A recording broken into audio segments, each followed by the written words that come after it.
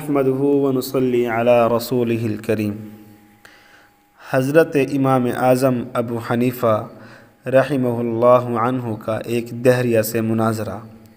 ہمارے امام حضرت امام اعظم ابو حنیفہ کا ایک دہریہ خدا کی ہستی کے منکر سے مناظرہ مقرر ہوا، اور موضوع مناظرہ یہی مسئلہ تھا کہ عالم کا کوئی خالق ہے یا نہیں۔ اس اہم مسئلہ پر مناظرہ اور پھر اتنے بڑے امام سے، چنانچہ میدان مناظرہ میں دوست دشمن سبھی جمع ہو گئے، مگر امام اعظم وقت مقررہ سے بہت دیر کے بعد مجلس میں تشریف لائے۔ دہریہ نے پوچھا کہ آپ نے اتنی دیر کیوں لگائی؟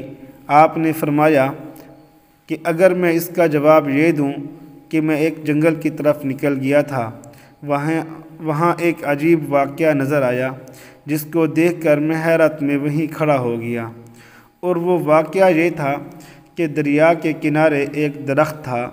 دیکھتے ہی دیکھتے وہ درخت خود بخود کٹ کر زمین پر گر پڑا، پھر خود بخود اس کے تختے تیار ہوئے، پھر ان تختوں کی خود بخود ایک کشتی تیار ہو گئی اور خود بخود ہی دریا میں چلی گئی، اور پھر خود بخود ہی وہ دریا کے اس طرف کے مسافروں کو اس طرف اور اس طرف کے مسافروں کو اس طرف لانے اور لے جانے لگی، پھر ہر ایک سواری سے خود ہی کرایہ بھی وصول کرتی تھی۔ تو بتاؤ تم میری اس بات کا یقین کر لو گے؟ دہریہ نے یہ سن کر ایک قہقہہ لگایا اور کہا، آپ جیسا بزرگ اور امام ایسا جھوٹ بولے تو تعجب ہے۔ بھلا یہ کام کہیں خود بخود ہو سکتے ہیں؟ جب تک کوئی کرنے والا نہ ہو کسی طرح بھی نہیں ہو سکتے۔ حضرت امام اعظم ابو حنیفہ نے فرمایا، یہ تو کچھ بھی کام نہیں ہے تمہارے نزدیک تو اس سے بھی زیادہ بڑے بڑے عالی شان کام خود بخود بغیر کسی کرنے والے کے تیار ہوتے ہیں۔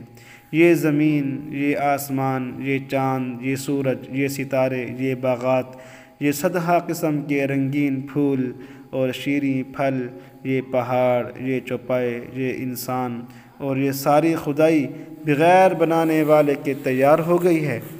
اگر ایک کشتی کا بغیر کسی بنانے والے کے خود بخود بن جانا جھوٹ ہے، تو سارے جہان کا بغیر بنانے والے کے بن جانا اس سے بھی بڑا جھوٹ ہے۔ دہریہ آپ کی تقریر سن کر دم بخود حیرت میں آ گیا اور فوراً اپنے عقیدے سے تائب ہو کر مسلمان ہو گیا۔ یہ واقعہ تفسیر ابن کبیر میں صفحہ نمبر 221 جلد نمبر 1۔